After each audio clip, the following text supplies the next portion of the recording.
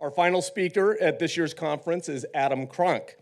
Adam is a double domer, earning his bachelor's degree from Notre Dame in 2002 and a master's in nonprofit administration in 2009.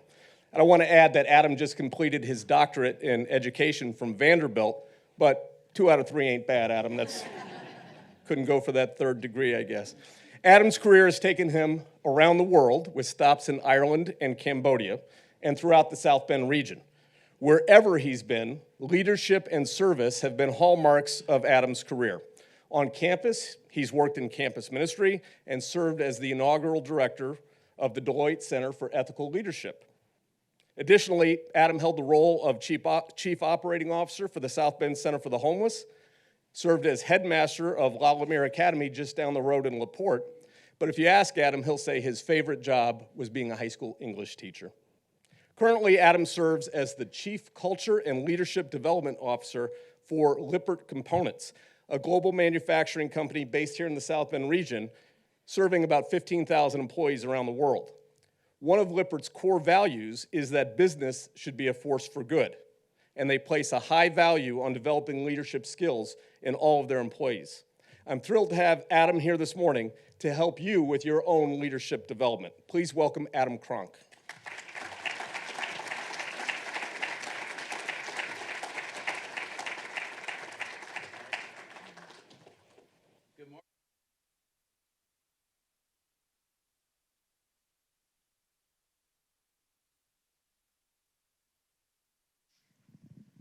How's this? Good?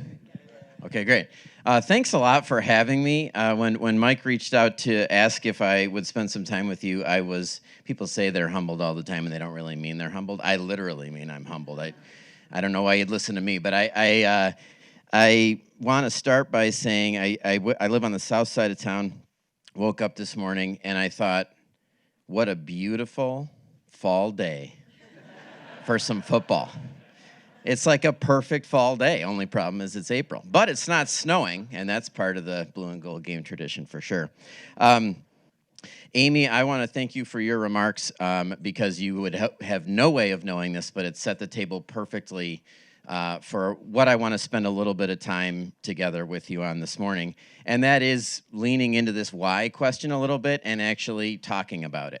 So we'll start with one of my favorite scenes of one of my favorite movies. This is The Lion King. And who's that?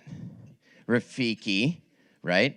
And does anybody know what Rafiki is saying in this scene? Look harder. Yes. They've like parted the thing. They're looking, and what are they looking at? They're looking into water. And then after he says, look harder, he says another thing. Down there? Yeah, I think he might say down there, but after that, right after that. Yeah. He says, what's that? He lives within you. I mean, these are all right answers. This is like, it's not the one I was looking for, though. He says, remember who you are. And then I think he says the stuff about he's in. So the first thing we want to do is you're going to share with the person next to you 2 things. I want you to, and if you're an extrovert like me, you'll be the one who just starts talking, and then 30 seconds into it, you figure out your thoughts. So after I give these prompts, we're going to go with like 30 seconds of silence, which is going to feel super awkward. And then I just promise you it will make it a more meaningful exchange. Here are the 2 questions. What is something that happened at Notre Dame when you were here that couldn't have happened anywhere else? That's question number 1. Question number 2, bonus points if you can connect it to question 1, but not necessary. Question number 2, why do you do what you do? As Amy mentioned, this voluntary service thing, often thankless, it is not your day job, not anybody's day job, right? And so it takes time away from other things in your life. Why do you devote this time? Okay, and I actually want you to think about that for a second. You probably have the answer you would say if I just shoved the mic in your face. But honestly, think about it. So, something that happened to you while you were here as a student that could not have happened at any other place. Question 2, why do you do what you do in terms of serving the Alumni Association? All right? But we're starting with 30 seconds of awkward silence while you think of your answer. Ready? I'm going to start a timer.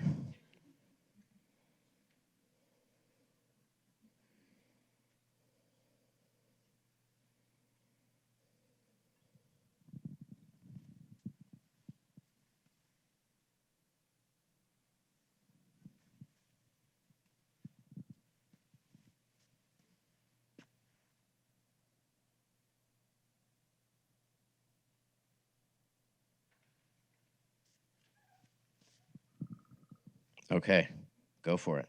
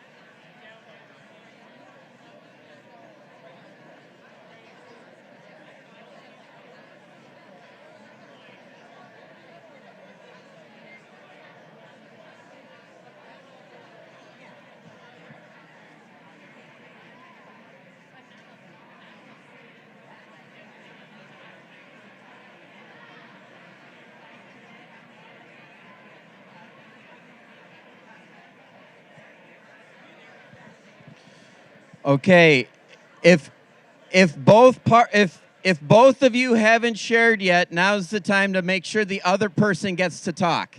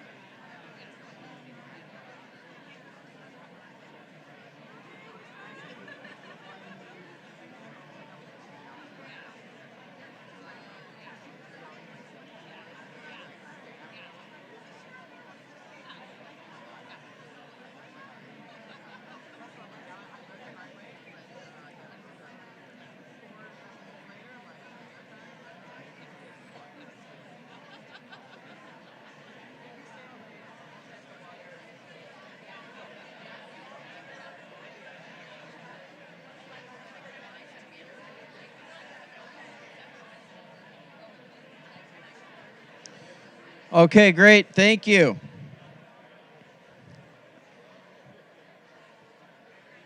There will be time, I'm sure, for you to continue. Oh, don't worry, I won't actually keep going until I'll make it real awkward. So, not much to say on the topic. I understand. That's fine. Look, if the point of, or if the theme of our time together is on to victory, we have to define the win. We have to be holding in the front of our mind what it is we're trying to achieve. I'm going to tell you a quick story of something that happened to me, which would only happen as a result of being at Notre Dame. So I'm on the back of a biodiesel truck in rural Cambodia. Why am I there? Because Carolyn Wu, who used to be the dean of the Mendoza College of Business and then was the president of Catholic Relief Services, has been kind of a guru for me and a mentor over the course of my career. So I was working at the Center for the Homeless. Why was I working at the Center for the Homeless? Because of a guy I met at Notre Dame who was running the Center for the Homeless, and he asked me to come do it. I get my master's in nonprofit administration. My wife is also working at the Center for the Homeless, and we don't have any kids yet. And we naively and self-importantly are like, before we start a family, let's go save the world, right? So we'll move to a developing country sight unseen and give it a shot. And so Carolyn Wu is the one who asked me to do it. There was another Notre Dame grad, Daniela Poppy Thornton, who had started an organization called PEPI, which originally stood for Protect the Earth, Protect Yourself. And then it became one of those orgs where the acronym didn't mean it was just PEPI, right? So anyway, a detail that doesn't matter. And it just so happened that Daniela needed my skill set and my wife's skill set. I was the COO, my wife was the development person, and it was like she raises the money and I spend it, which is a great arrangement. And so Carolyn asked us, would you be willing to go give a shot to helping with this social venture in rural Cambodia? So we quit our jobs, sold our house, threw some stuff in a storage unit, got on a plane to Southeast Asia, got off, and was like, oh, this is what Southeast Asia is like. Here's where we live, right?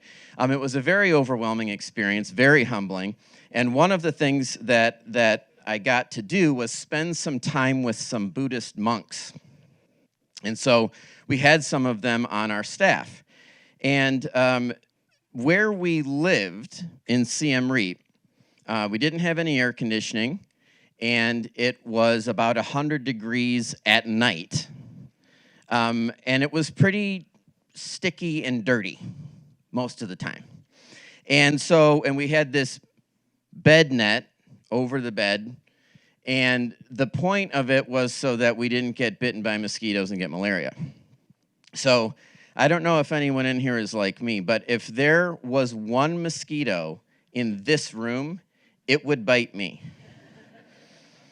I like to think it's that I'm a very sweet person and my blood is sweet or whatever it is. But what we would do, our routine was, this is pre-iPhone, this is like Nokia flashlight phone. And we'd get in bed and Jacqueline would turn on her flashlight, and then I'd just kill every mosquito that I could see, and then we go to bed. But inevitably, there was one still in the bed net. And so I had an experience with mosquito bites, like on many parts of your body that you might not normally have experience with mosquito bites. One of them being the bottom of my feet, which is like, no one's allowed to touch the bottom of my feet, including me. It's just too ticklish. And so when you have a mosquito bite on the bottom of there, it's pretty disruptive to the sleep cycle. As a result, I am pretty crabby in the morning, and this is like multiple days in a row of this going on. And so now the sun is just coming up. I'm on the back of a open-air biodiesel truck sitting across from a monk named Chuni. And I am crabby, and I'm super tired, and I'm drinking some like cold but not cold enough coffee. You know, like hot coffee's great, iced coffee's great. In the middle, nobody wants that. And I'm just miserable, and we're like bumping along. It takes an hour and a half to get to the school that we're going to. And you have these chromas wrapped around your face so you don't get all the dust in your eyeballs and you're not breathing it and stuff. And I'm just like, why am I here? Why did I even do this? And I look at Chuny, and he is just beaming, smiling. And you know when you're in a bad mood and somebody else is in a good mood? Does it spread to you? No, you're like, now I'm more annoyed, right? And so, he says something really nice, like, how are you, Adam? Are you tired or something? But not in the judgmental way, just in like a truly helpful way. And I'm just like, oh, these mosquitoes, and I'm talking about it. And then I say, I tried to kill all the mosquitoes and didn't kill all the stuff. And Chuny says, I've never killed a mosquito. Now, this dude grew up in Cambodia, okay? There's mosquitoes around. So I was like, oh, okay, you're one of these people, like my wife, who doesn't get bitten by mosquitoes. And he's like, oh, no. They bite me all the time. Okay. So you're one of these people who it doesn't itch. For me, I get a mosquito bite, looks like going into anaphylactic shock for a minute, and then it'll go away. He's like, oh, no, when it happens, they bite me all the time. When it happens, they itch terribly. So now I'm like just really confused. So, Chuny, how have you never killed a mosquito? And he says to me, because I never kill anything. And what I believe is, even if it's just something tiny like a mosquito, the intention of killing that thing is something that I don't want to experience or participate in because it's just kind of a spectrum. And he doesn't say all of this, but I'm just kind of, Basically, the notion is you're killing anything. It's somewhere on the spectrum of killing a living being, and that's not something he participates in. So I just sit in stunned silence for the rest of the ride and just think about it. And I would like to stand here today and tell you all that since then, I've never killed a mosquito. But I have killed so many mosquitoes. In fact, last night, I killed a spider in my eldest son's room and felt zero remorse whatsoever. It's just like, he's going to go to sleep. You're going to die. I'm sorry. Okay, so why do I tell that? The takeaway that I had from Chuny is that the intention behind our actions is very, very powerful. And I don't know how much time we spend when we're doing our actions thinking about what is the intention of my action? What would taking this action all the way look like, right? Could be with something negative, could be with something positive. And to me, having that in the center of our minds when we're doing the work. Look, most of Alumni Association work is basically enabling connection to happen, right? Most of your job isn't the connection, it's the fostering of the connection. It's all the legwork that has to happen so the connection can happen. But if we lose sight of the intention, if we're not calling that up in our daily work, my hypothesis is it reduces some of the magic of the work itself. And so when I love when there's a coming together and you get to spend some time with people from around the world who are doing similar work. And I hope that you walk away from this with a little bit of a sense of, I know what the win is here. The win is connection, and whatever the thing I'm doing is, it's the intention that's within me that's going to come out in some way or another. So that's an idea I wanted to lay on you. Now, what I would like to do, because I know some of you were probably at the back or a little bit late last night, and it's a Saturday morning. It's 10:30, but feels a little earlier than 10:30 right now. So we can't just be having me talk this whole time. What we need is a competition. Right? I mean, Notre Dame alums, you got to be type A, competitive. If you're like me, you have game night, and it's not for fun. It is to win the game night. So I am going to need 6 volunteers from this side of the room. Just like raise your hand if you're up. You don't even know what it's going to be, but you are going to be part of a competition here. Okay, we've got 1 brave soul. I need 5 additional. There's 2. Just come on up. Okay, we need 4 more. Are you coming? 3, 4, 5, 6. Okay, great. Yeah. Oh, are you volunteering here? Yeah. Yeah.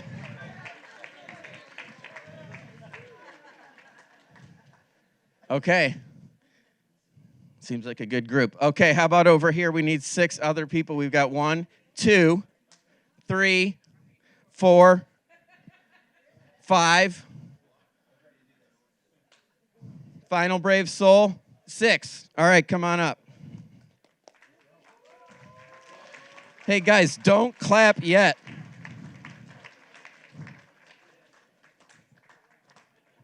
Don't clap yet.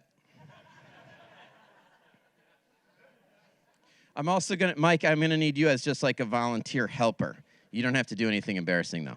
Just hold this for right now, okay? All right.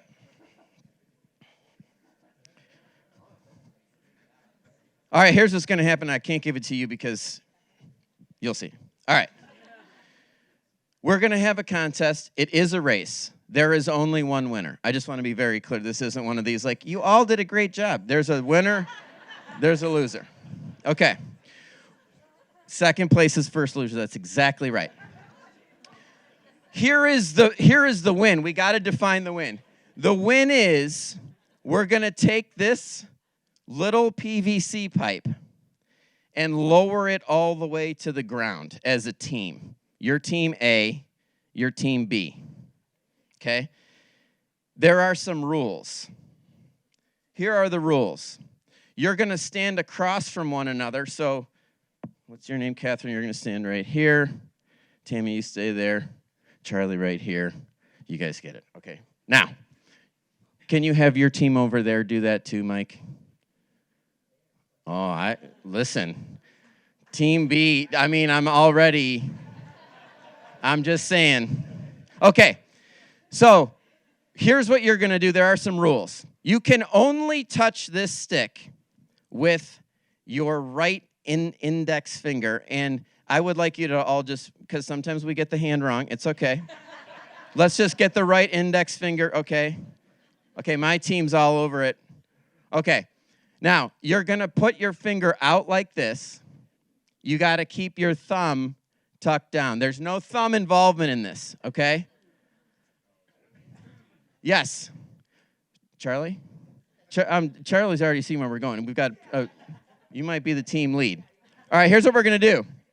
You are going to lower, Mike, don't put it on there yet. Now listen, who's this right here with the blazer on? What's your name? Dan? Okay. I wish you could all see what Dan's doing because you got to not do it.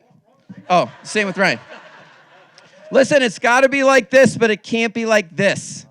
It's got to be knuckles to your pinky knuckle is closest to the ground. And when you're done, you'll know because all of your pinky knuckles will be on the ground, right? There's no hooking over the top with this finger. There's no thumb involvement. Just the right index finger. Can't be like that. Yep, always like this. Okay. And here is a very important rule. Team A, what are we doing over here? You can't, there's no practicing. There's no practicing. There's no stretching. For sure no stretching. Yeah. Okay. All right. I like the competitive spirit, though. So, at all times, the finger is touching the bottom. All 6 fingers have to be touching the bottom. So, let's say Charlie's really pumped up, and he's going too fast, and now your finger, no, you must maintain contact the whole time. Okay? Are there questions about what's allowed? No, there's no strategizing. I'm just literally, yes, you have a question. God, no. Good question. Good question. No, that's totally fair. Really good question. Okay, any other questions? Let's just do a quick check. Do we know what a win looks like? Well, wait a minute. Okay, oh, God. Does this have to get to the floor? No.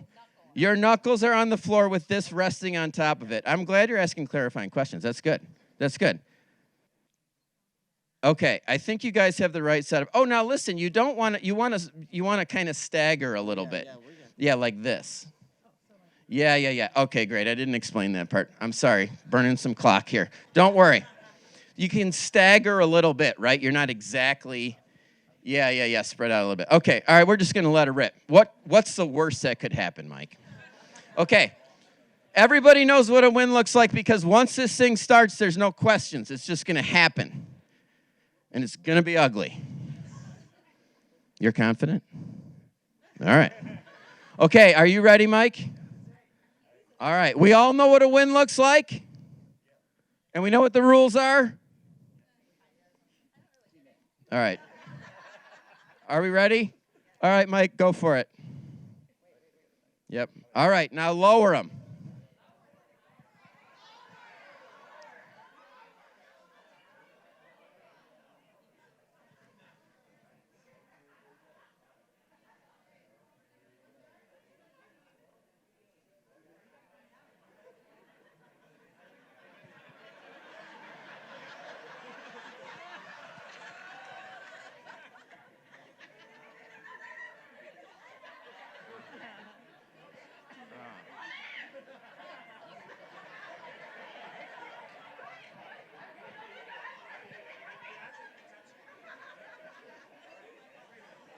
Mike, are you keeping them honest? Are you keeping them honest?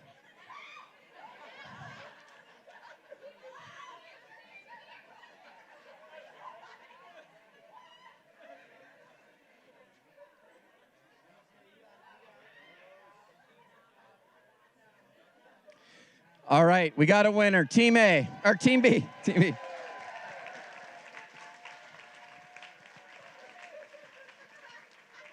Thank you. Thank you. I wish I could say good job to both teams. All right, well done. Hey, can we just, is this on? Yeah?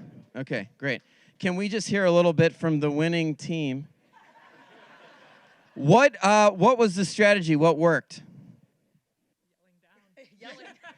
Yelling works. Yeah, that's the takeaway. A cadence. Together. Okay, there was a cadence. Yes, we just kept going down together. Down. Was somebody saying some sort? What were you saying? Down. It's so simple. I love it. Okay, great. We'll come back. You can sit down, though, but I might be like, would you say some other stuff? But you can have a seat. Again, congratulations to Team B.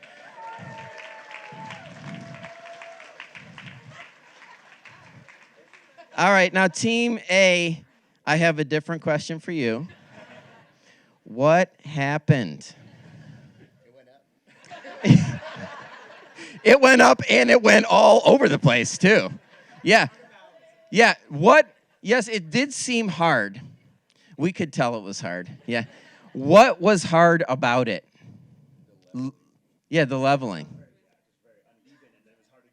Yeah. Okay, it was hard to get in sync once. Yeah, correcting it was tricky work. Okay, great. Did you not know what a win looked like? I'm not even trying to be mean. I'm just confirming. You knew what you were trying to do. Okay, so let's talk for a second. Literally, why is it hard?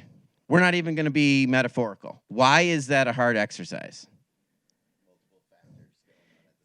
Yeah, because you're all trying to accomplish the same overarching goal, but you also have a personal goal you must attain, and those kind of run counter a little bit, right? Did you experience any of that, or you're just, yeah? Okay, great. Is there anything else you guys want to add? I just want to say I've done this exercise many, many times. That is about the fastest I have ever seen it done. And I don't know if Mike was really keeping him honest or not, but we'll just assume that it's but these are also capable Notre Dame grads and not as good. But I would say still better than the majority. I've seen some I've done this before where 20 minutes in, I was like, we're just going to move on. No 1-1. So you did a pretty good job. Round of applause for Team A. Thank you.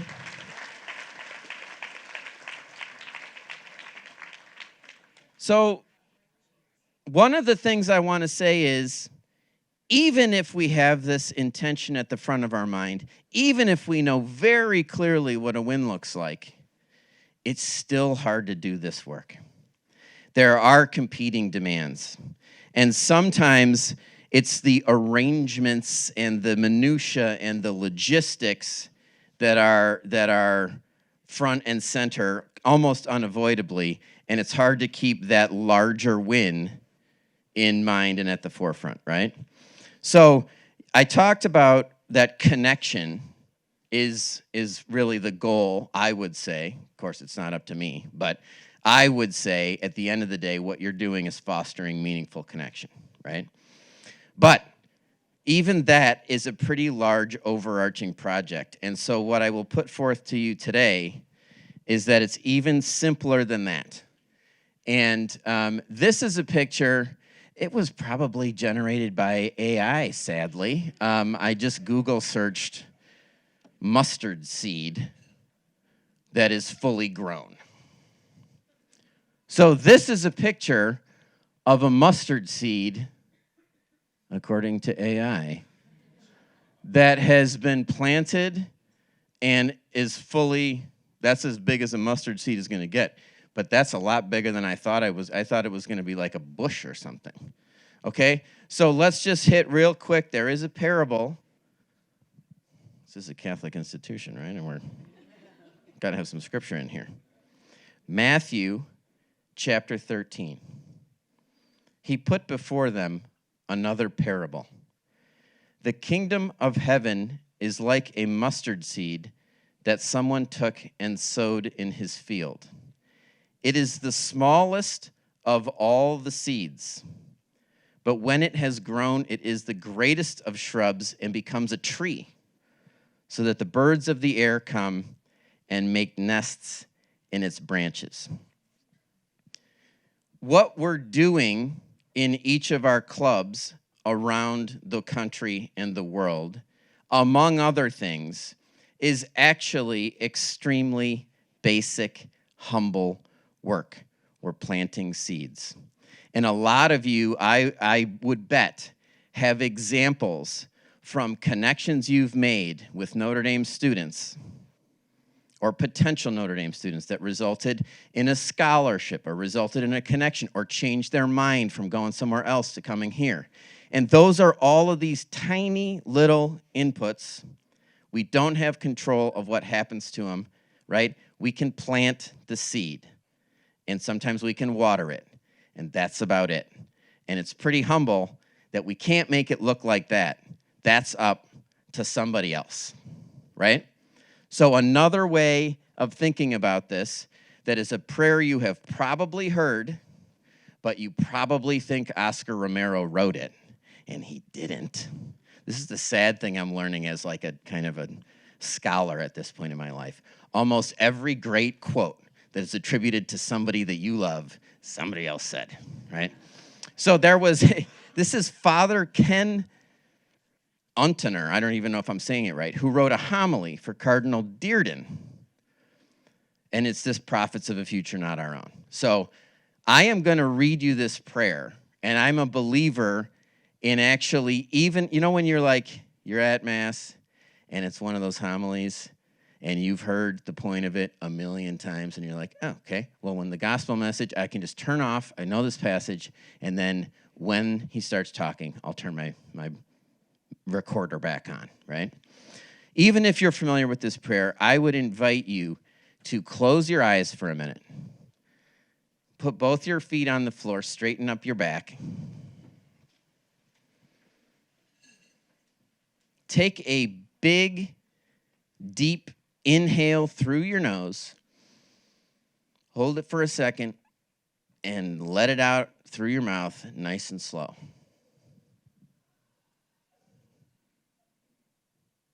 It helps now and then to step back and take a long view.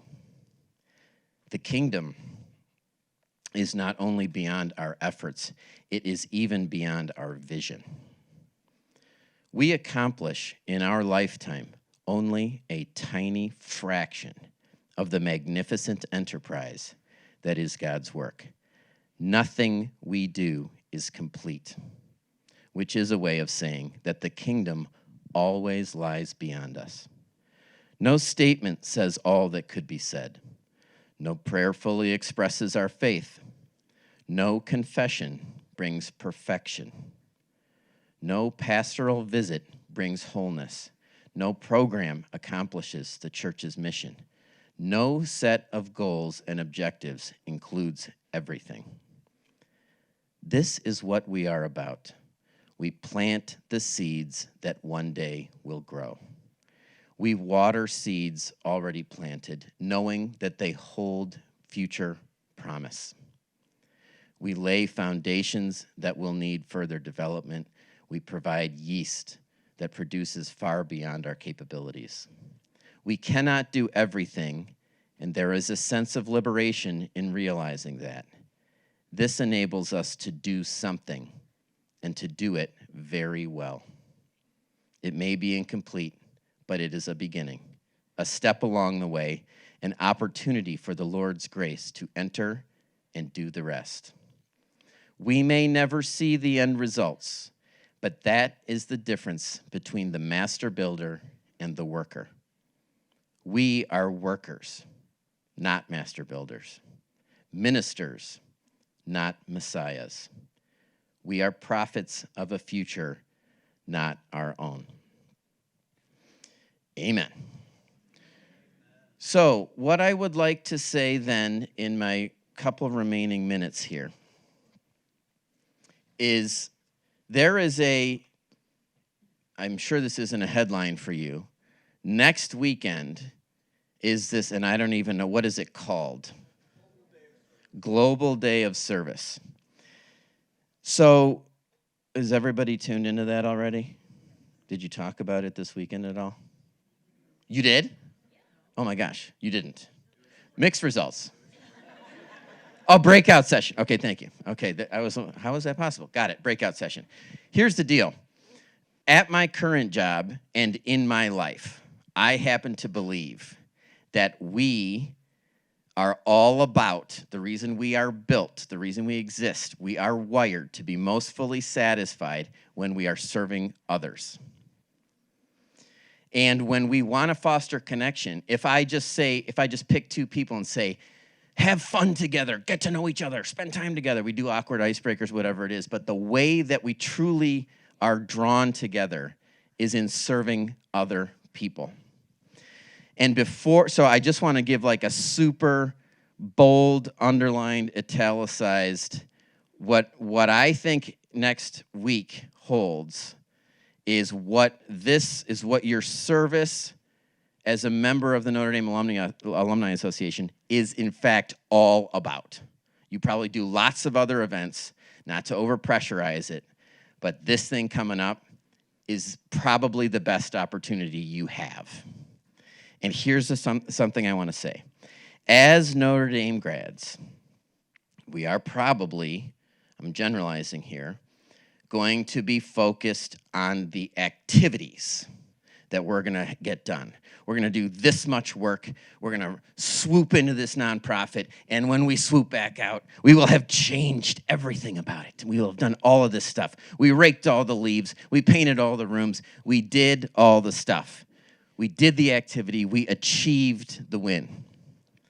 But what I think service is all about, it took me a long time of doing this the wrong way to learn it.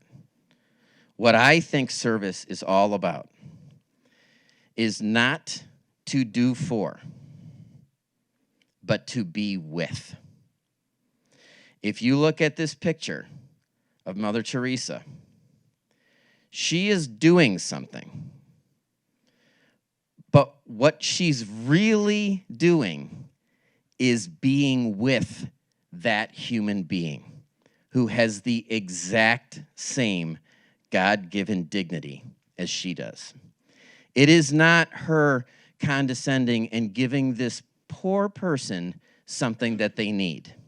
She is seeing in that other human being their soul. And when she makes the eye contact and when she is physically present, that is the point of the service. There's a lot of other outcomes, right?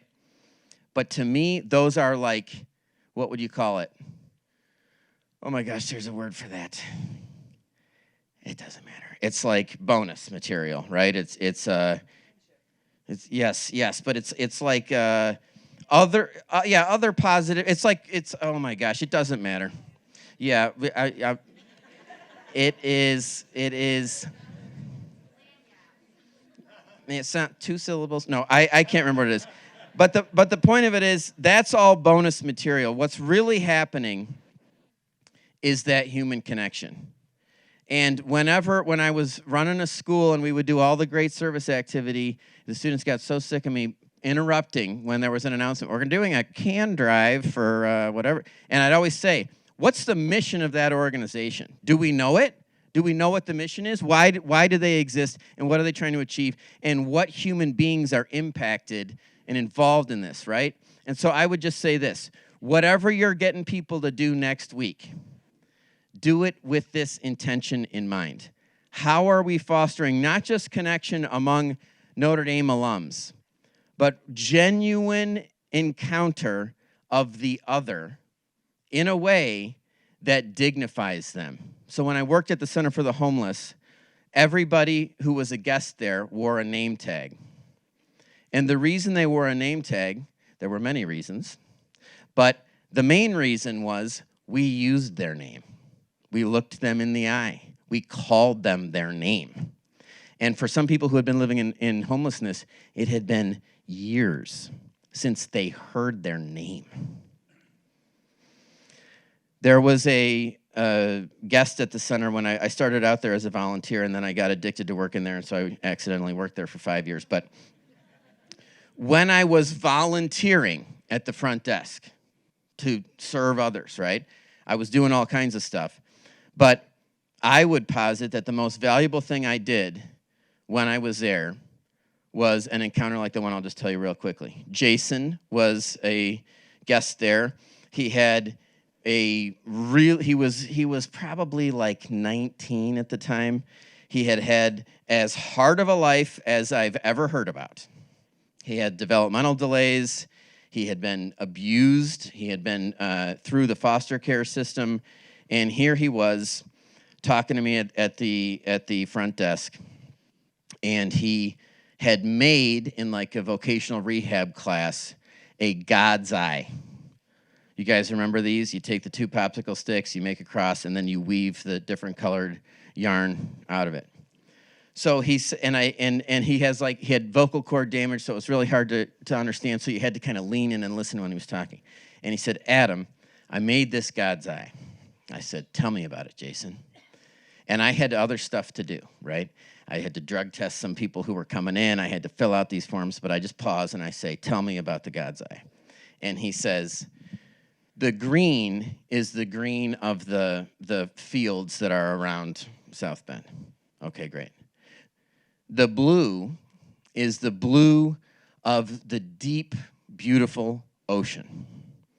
And I know for a fact that Jason has never seen the ocean with his own eyeballs. And then he says, "And the gold at the middle is the crown of God."